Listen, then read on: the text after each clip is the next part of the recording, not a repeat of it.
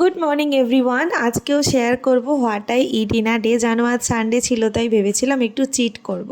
সকালে উঠেই 1 কাপ গরম জল ডিটক্স ওয়াটার খেয়ে নিয়েছি। আর আজকে ব্রেকফাস্টে খেয়েছি ওটসের অমলেট, একটু টমেটো কেচাপ আর অনেকখানি ভুজিয়া। এই দিয়ে আজকের ব্রেকফাস্টটা আমি দারুণভাবে কমপ্লিট করেছি। আর মাঝখানে একটা ফল, আজকে নিয়েছিলাম আঙুর। আর আজকের লাঞ্চটা ছিল সবথেকে দুর্দান্ত লাঞ্চ। আজকে আমার লাঞ্চটা ছিল চিট লাঞ্চ। আজ ভেবেইছিলাম যা পারবো তাই খাবো, তাই ভাতের পরিমাণটাও এখানে একটু বেশি করেই নিয়েছি। এখন নিচ্ছি শোল মাছের ধোকা। আমার বাড়ির থেকে এসেছিল। অপূর্ব লাগে আমার এই শোল মাছের ধোকাটা খেতে। আমি সাধারণত মাছ ভালোবাসি না, তবে এটা আমার অপূর্ব লাগে। এরপর ছাতুর তরকারি, ছাতু আলু দিয়ে সবজি একটা হয়েছিল, যেটাও এসছিল আমার বাড়ি থেকে। আর তারপরে হচ্ছে আমের চাটনি, এটা আমি নিজের হাতেই বানিয়ে নিয়েছিলাম।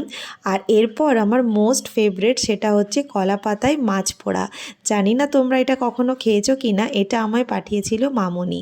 আর এটা খেতে আমার এত ভালো লাগে, যদি শুধু ভাত আর এটাই দিয়ে দাও তাহলে আমার আর কোনো সবজি আশেপাশে লাগবে না। প্রচণ্ড ভালো লাগে, তাই বেশি করে নিয়ে নিয়েছি মাছ পোড়া।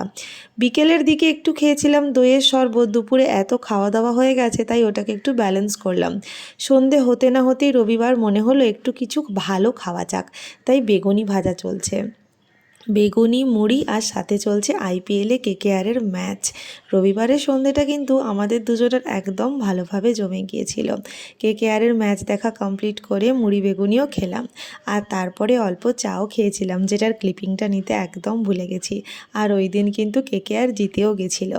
রাত্রে হচ্ছে ঢ্যাঁড়স আলু ভাজা রুটি। আজকের খাবারটা এই পর্যন্তই।